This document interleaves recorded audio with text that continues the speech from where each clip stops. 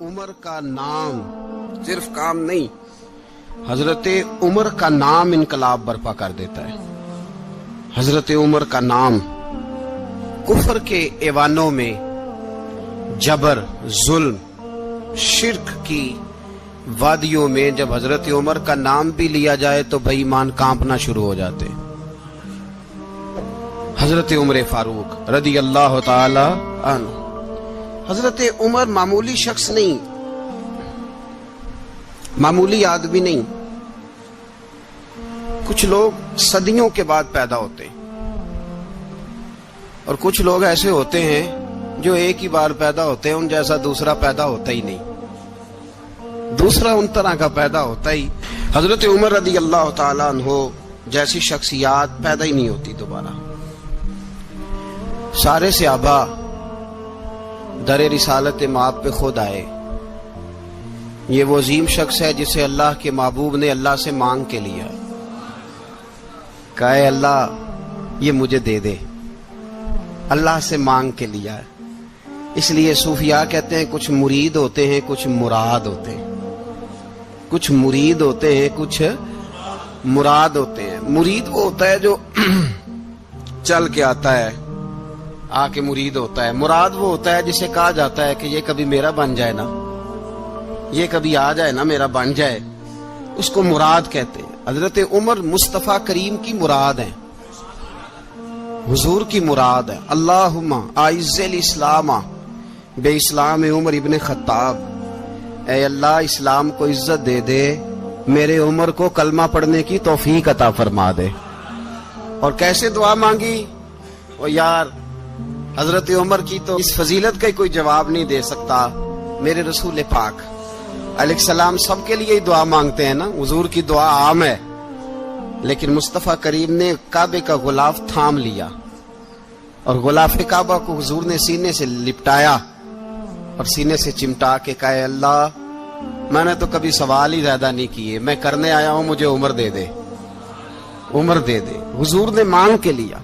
اور پھر جب جس کو حضور مانگے اللہ سے کہ حضرت عمر رضی اللہ تعالیٰ عنہ کا آج یوم شہادت ہے، میرا تو دل کرتا تھا کہ فجر سے باتیں شروع ہوں اور سارا دن ہی عمر کی باتیں ہوتی رہیں، سارا دن جناب عمر کی باتیں، سارا دن، اس لیے کہ ذکر جناب عمر کا ہوگا پر راضی اللہ کے رسول ہوں گے صلی اللہ، تو جاگ کے بیٹھے، خوش ہو کے بیٹھے۔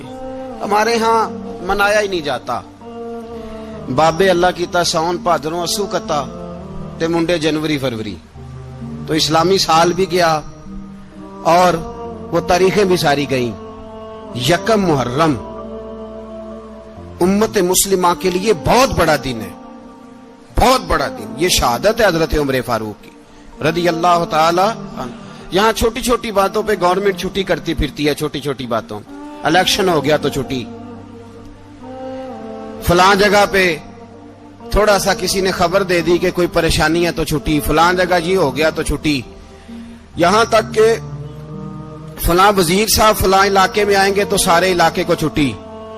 اور اب تو اس سے بڑا حال ہونے لگا ہے، اگر جن لوگوں کی سندھ میں حکومت ہے ان کے لیڈر کا دن آیا تو اس دن چھٹی، اور جن کی پنجاب میں حکومت ہے ان کا دن آیا تو چھٹی۔ ہمارا مطالبہ ہے حکومت پاکستان سے، اگر سر اٹھا کے جینا چاہتے ہو تو یکم محرم کو چھٹی کیا کرو، اگر سر اٹھا کے جینا چاہتے ہو تو یکم محرم کو چھٹی کرو جناب عمر کے دن، اور ملت کے جوانوں کو بتاؤ کہ اگر عزت کی زندگی جینا چاہتے ہو تو اس طرح جیو جس طرح فاروق اعظم جی کے گئے ہیں، عزت اور وقار کی زندگی۔ جمہوریت حضرت عمر سے سیکھنی پڑے گی، حکومت کرنے کے طریقے حضرت عمر سے، رعایا کو سیکھنا پڑے گا کہ امیر کس طرح بنایا جاتا ہے اور امیر کس طرح کے ہوتے ہیں۔ یہاں لوگ ہمیں یورپ کی مثالیں دیتے ہیں، لوگ یہاں ہمیں آ کر کے امریکہ کی مثالیں، انہیں کیا پتا حکومت کیا ہوتی ہے؟ وہ کہتے ہیں جی وہ سائیکل پہ جاتا ہے ان کا حکمران۔ میں نے کہا وہ سائیکل پہ جاتا ہے؟ میرے عمر فاروق مدینے سے مکے گئے تھے تو پیدل ہی حج کرنے چلے گئے، پیدل ہی۔ اور جناب عمر فاروق رضی اللہ تعالیٰ عنہ عید کی نماز پڑھانے گئے، عید کی نماز عمر خطبہ عید دینے گئے۔ اور اس زمانے میں کون سا غریب ہے جو ننگے پاؤں جاتا ہو؟ کون سا غریب ہے جو مسجد ننگے پاؤں جاتا ہو؟ لوگوں نے تو 3 قسم کی چپلیں رکھی ہوئی ہیں. ایک مسجد جانے کی علیحدہ ہے, گھر پہننے کی علیحدہ ہے, شادی بیاہ پہ جانے کی چپل علیحدہ ہے. حضرت عمر فاروق رضی اللہ تعالیٰ عنہ نکلے عید کا خطبہ دینے کے لیے, تو بیوی سے کہنے لگے جوتا. اس نے کہا صاحب اتنی دفعہ ٹوٹا ہے, اب گانٹھا نہیں جا سکتا, اتنی دفعہ ٹوٹا ہے کہ اب دوبارہ پیمند نہیں لگ سکتے. تو حضرت عمر کہنے لگے چل کوئی حرج نہیں, بغیر جوتے کے ننگے پیر ہی چلتے ہیں, کوئی حرج نہیں. تو کہنے لگے لوگ کیا کہیں گے؟ فرمایا چپ کر. لوگ جس دن عمر نے یہ دیکھ لیا نا لوگ اس کے بارے میں کیا کہتے ہیں, اس دن عمر نہیں رہے گا. تو کہا پھر آپ کا نظریہ کیا ہے؟ فرمایا میرا نظریہ یہ ہے کہ رب رسول میرے بارے میں کیا کہتے ہیں. لوگوں کا کیا ہے؟ لوگ کل کسی کے بارے میں کچھ کہتے ہیں اور پرسوں کچھ کہتے ہیں. میرا نظریہ یہ ہے کہ رب رسول میرے بارے میں ننگے پیر عمر جا رہے ہیں. کون جی؟ میں بڑا ماڑا. اچھا جناب, کیا غربت ہے؟ 10 قسم کے جوڑے لٹکے ہوئے ہیں کمرے میں, اور پہننے کی فرصت نہیں. سویرے کیا پہننا ہے, شام کیا پہننا ہے, 15 سوٹ کٹھے استری ہو کے لانڈری والا بھیج رہا ہے, اور تو غریب ہے. تو بہت بڑا غریب ہے. اس لیے کہ غربت پیسوں کی وجہ سے نہیں ہوتی, غربت تو دل کی ہوتی ہے. تو واقعی بڑا غریب ہے, اور تو غریب ہی رہے گا. امیر تو عمر فاروق تھے جو ننگے پاؤں چلے گئے عید کی نماز پڑھانے. تو رستے میں جو ملا کہنے لگا عمر جوتا تو پہن لو. فرمایا تمہیں عمر کا جوتا نہ پہننے کا نقص تو نظر آیا ہے, کوئی حرج نہیں.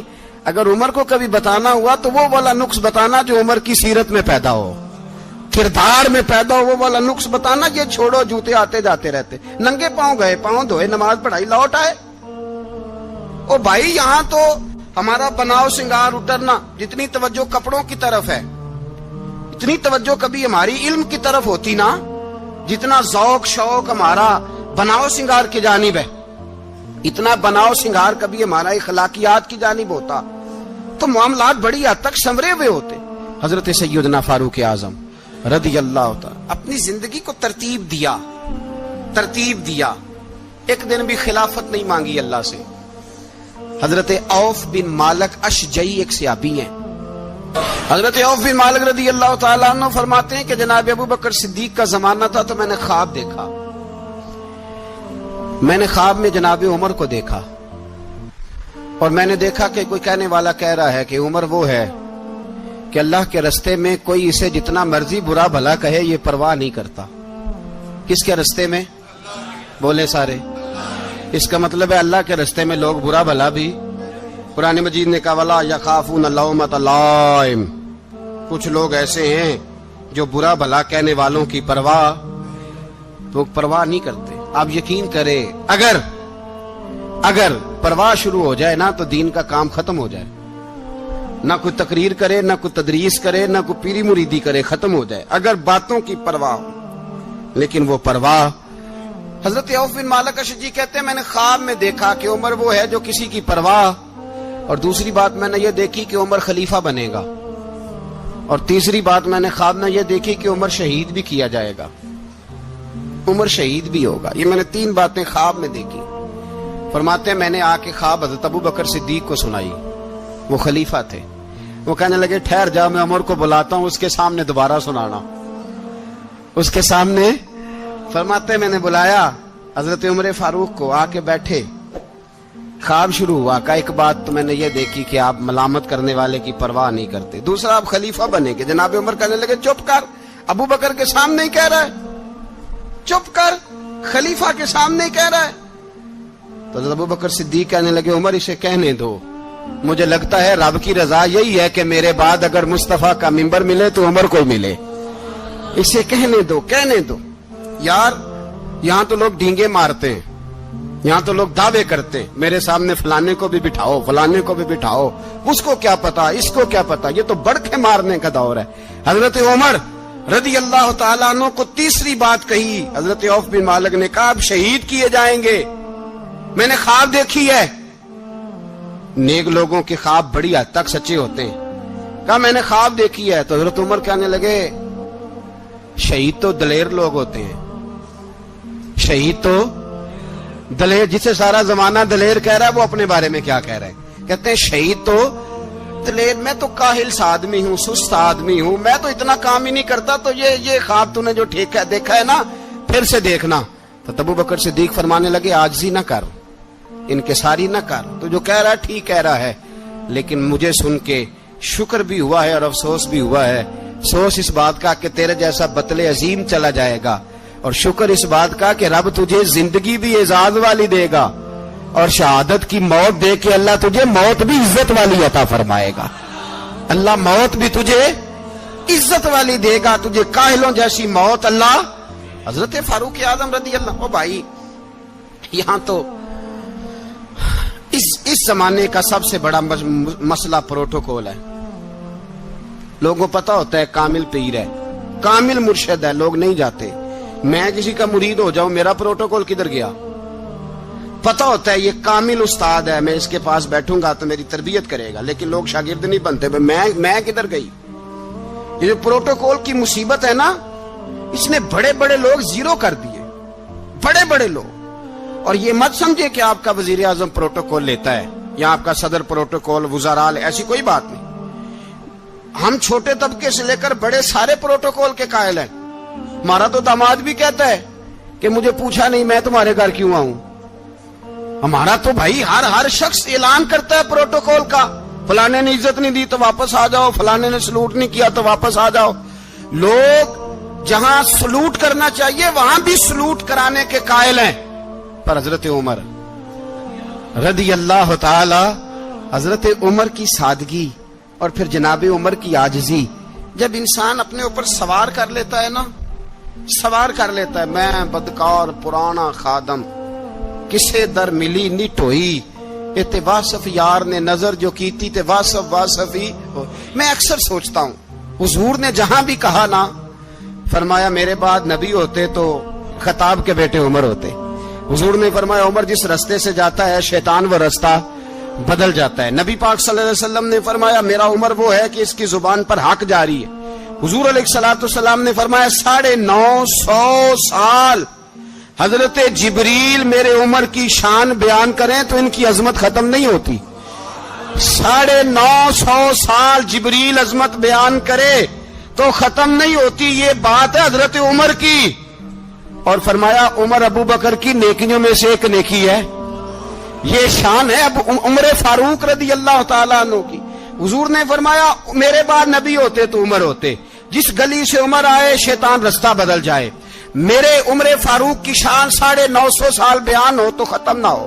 عمر کی زبان پر اللہ حق بیان کرتا ہے، جو عمر کہتا ہے وہی رب کر دیتا ہے۔ حضور ساری زندگی فضیلتیں بیان کرتے رہے، عمر جواب میں کیا کہتے ہیں؟ کوئی بتائے نا کہ یہ والی حدیثیں کبھی عمر نے بھی روایت کی ہوں کہ حضور نے میرے بارے میں یہ کہا ہے۔ یہ روایتیں وہ روایت نہیں کرتے، ان سے جب لوگ کہتے عمر تیری بڑی بات ہے تو عمر رو پڑتے، کہتے میں تو اونٹ چرانے والے باپ کا بیٹا ہوں، میں تو اونٹ چرانے والے باپ کا بیٹا، اونٹ چرا۔ اس سے آگے عمر گئے ہی نہیں ساری زندگی، اس سے آگے لفظ ہی نہیں ادا کی۔ اور میں تو بھائی اونٹ چرانے والا، میرا باپ تو اونٹ چرایا کرتا تھا، 10 اونٹ تھے، میری ڈیوٹی ہوتی تھی، سنبھالے نہیں جاتے تھے، ابا ڈنڈوں سے مارتا تھا۔ ساری زندگی عمر حج کرنے گئے، ایک خشک تنا کھجور کا عمر فاروق رضی اللہ تعالیٰ عنہ نے اس کو اپنے کلاوے میں لیا، رونے لگے۔ لوگوں نے کہا عمر کیا ہوا؟ فرمانے لگے یہاں میں اونٹ چرایا کرتا تھا، یہاں میں اونٹ چراتا تھا، 10 اونٹ سنبھالے نہیں جاتے تھے۔ دیکھو رسول اللہ کی شان، آج ساری امت چلانے کا طریقہ عطا فرما دیا ہے، ساری نظریے سے پیار۔ یار پیسہ کس کو برا لگتا ہے؟ آپ جس آدمی کی 50 کروڑ کی پراپرٹی ہے اس کو پوچھیں سب سے غریب، آپ کو وہی نظر آئے گا۔ وہ کہے گا میں ٹائٹ ہوں، حالات بڑے۔ میں کئی باری پوچھے انہوں نے، میں کہتا ترجمہ بھی 10 چھڑوں کی، ہمیں تو سمجھ نہیں آتی، اور ٹائٹ حالات کون سے ہوتے ہیں جی؟ جس آدمی کا کروڑوں میں کاروبار ہے نا، اس کو آپ چھیڑے وہ رونے لگ جائے گا، رونے۔ تو کئی میں نے ایسے دیکھے ہیں کرائے کا مکان ہے، ان سے پوچھے صاحب کیا حال ہے، تو کہتے ہیں جتنی اللہ نے شان والی زندگی ہمیں عطا کی ہے کسی کو نہیں دی ہوئی۔ اس کا مطلب ہے خوشی بھی یہی ہے اور غم بھی یہی ہے، اندر سے خوشی ہے، اندر سے ہی۔ تو نے اگر راضی رہنا ہے تو ادھر سے رہنا ہے، ناراض رہنا ہے تو بس اپنے آپ کو خوش